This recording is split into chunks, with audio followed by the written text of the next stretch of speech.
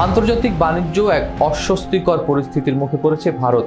আমদানির প্রয়োজনীয় নথিপত্রে অনিয়ম থাকার অভিযোগে ভারতের বড় একটা আমের চালান আটকে দিয়েছে যুক্তরাষ্ট্রের বিভিন্ন বিমানবন্দরের কর্তৃপক্ষ। সোমবার টাইমস অফ ইন্ডিয়ার এক প্রতিবেদনে বলা হয়েছে, অন্তত 15টি চালান ফিরিয়ে দেওয়া হয়েছে, যেগুলো যুক্তরাষ্ট্রের লস অ্যাঞ্জেলেস, সান ফ্রান্সিসকো এবং আটলান্টা সহ একাধিক শহরের বিমানবন্দরে পৌঁছেছিল। বিস্তারিত থাকছে ডেস্ক রিপোর্টে।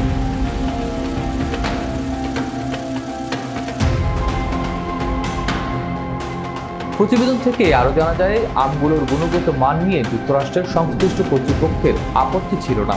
এমনকি আমে কীটপতঙ্গ বা অন্য কোনো ক্ষতিকর উপাদান পাওয়ার তথ্য পাওয়া যায়নি। তবে সমস্যার সূত্রপাত হয়েছে পেস্ট কন্ট্রোল ও রেডিয়েশন ট্রিটমেন্ট সংক্রান্ত নথিপত্রে। মার্কিন কর্মকর্তারা যেসব নির্দিষ্ট নথি দাবি করেছিলেন, সেগুলোতে ভুল বা অসম্পূর্ণতা ধরা পড়ে। এতে শুল্ক বিভাগ আমদানিকৃত আম গ্রহণে অস্বীকৃতি জানায়। জানা গেছে, মুম্বাই থেকে রপ্তানির আগে আমগুলো 8 ও 9 মে বিকিরণ প্রক্রিয়ার মধ্য দিয়ে গিয়েছিল। এই প্রক্রিয়ায় নিয়ন্ত্রিত রেডিয়েশন প্রয়োগ করে ফলের পচন রোধ ও কীটপতঙ্গ ধ্বংস করা।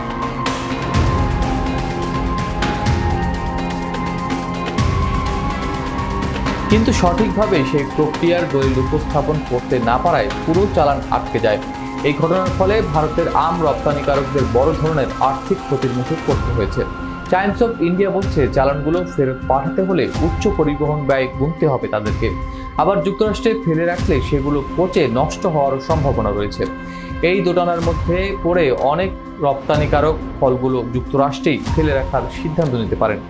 আনুমানিকভাবে ব্যবসায়ীদের ক্ষতি দাঁড়াতে পারে প্রায় $5 লাখ। প্রসঙ্গত, ভারতের আম রপ্তানির অন্যতম গন্তব্য যুক্তরাষ্ট্র।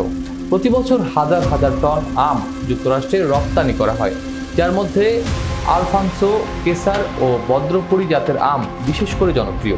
ফলে এ ধরনের ঘটনা শুধু তাৎক্ষণিক ক্ষতিই নয়, ভবিষ্যতে দুই দেশের কৃষিপণ্য বাণিজ্য সংস্থার সংকট তৈরি করতে পারে।